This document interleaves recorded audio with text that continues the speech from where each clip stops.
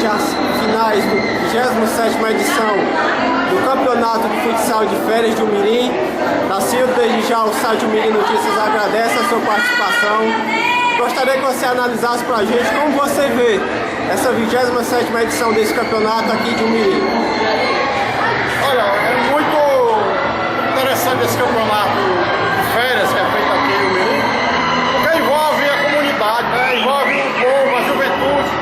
Como a gente vê, eu que presenciei desde o dia da abertura, é casa cheia, direto, né? A final hoje aqui, super lotada a quadra. Então, muito importante, eu parabenizo a organização e que esse campeonato sirva de exemplo, né, para as outras cidades.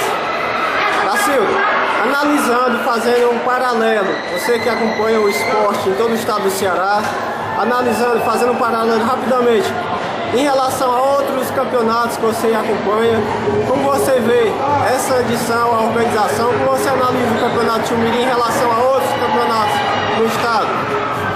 Aqui tem um diferencial, que ele é feito nas férias, e as férias envolvem a garotada que está passando aí pelo período sem estudar, então serve como diversão, entretenimento nas noites, né, aqui na cidade. Então isso movimenta muito, como eu falei, e tem outras cidades que também fazem, mas fazem todo período, no período de aulas, né? Aí já está diferente, porque diminui o público, mas esse evento de férias é muito importante devido a garotada ficar atenta aos jogos, presenciando todas as partidas. Isso é bom demais para todos. Desde já a gente agradece a sua participação, que você volte sempre ao Umirim. Tá bom, um abraço aí a todos os amigos do Umirim.